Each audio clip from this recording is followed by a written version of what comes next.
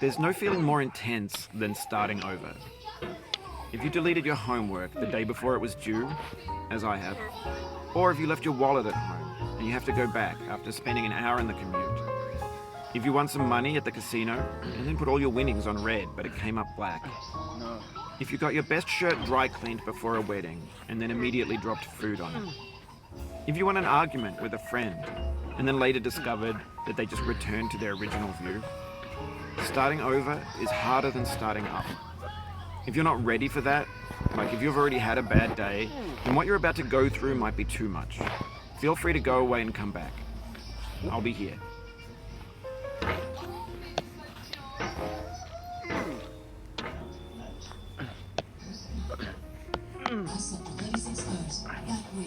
Alright, thanks for coming with me on this trip. I'll understand if you have to take a break at any point. Just find a safe place to stop and quit the game. Don't worry, I'll save your progress, always, even your mistakes. This game is a homage to a free game that came out in 2002, titled Sexy Hiking. The author of that game was Jazuo, a mysterious Czech designer who was known at the time as the father of B games. And B games are rough assemblages of found objects. Designers slap them together very quickly and freely, and they're often too rough and unfriendly to gain much of a following. They're built more for the joy of building them than as polished products. In a certain way, Sexy Hiking is the perfect embodiment of a B game. It's built almost entirely out of found and recycled parts, and it's one of the most unusual and unfriendly games of its time. In it, your task is simply to drag yourself up a mountain with a hammer. And that act of climbing, in the digital world or in real life, has certain essential properties that give the game its flavor. No amount of forward progress is guaranteed. Some cliffs are too sheer or too slippery. And the player is constantly, unremittingly in danger of falling and losing everything. Anyway, when you start Sexy Hiking, you're standing next to this dead tree that blocks the way to the entire rest of the game. It might take you an hour to get over that tree, and a lot of people never got past it. Prod and poke at it, exploring the limits of your reach and your strength, trying to find a way up and over. And there's a sense of truth in that lack of compromise.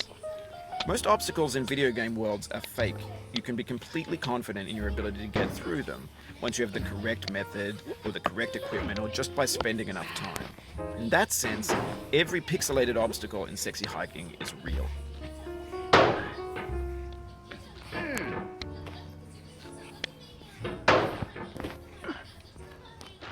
Oh, you just lost a lot of progress. That's a deep frustration, a real punch in the gut.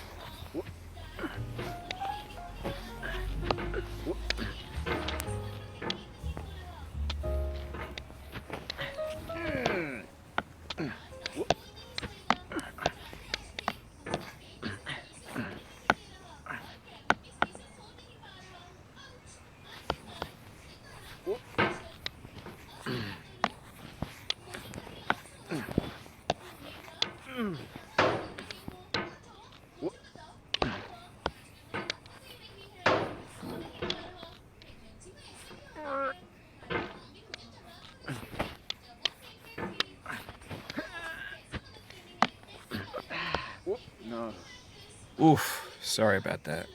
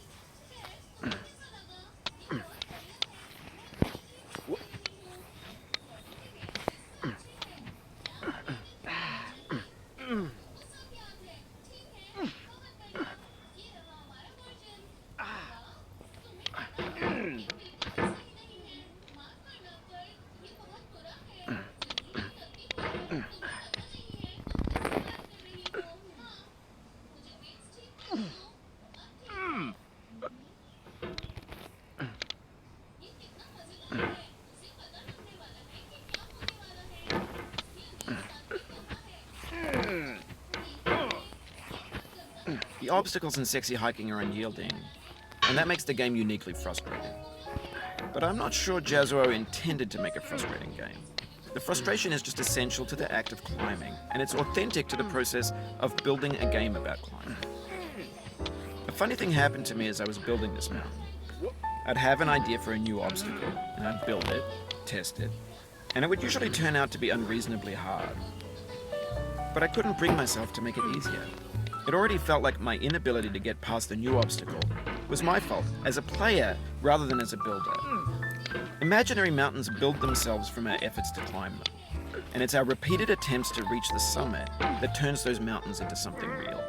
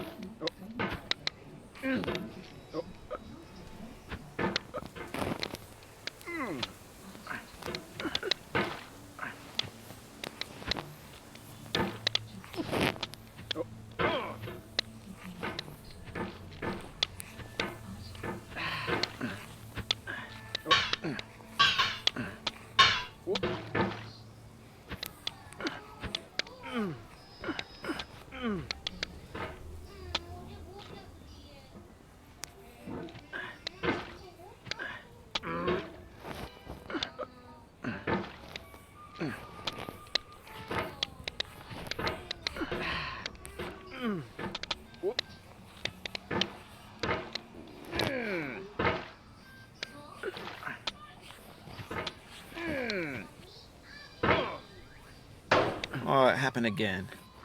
Keep on trying. Don't let it get to you.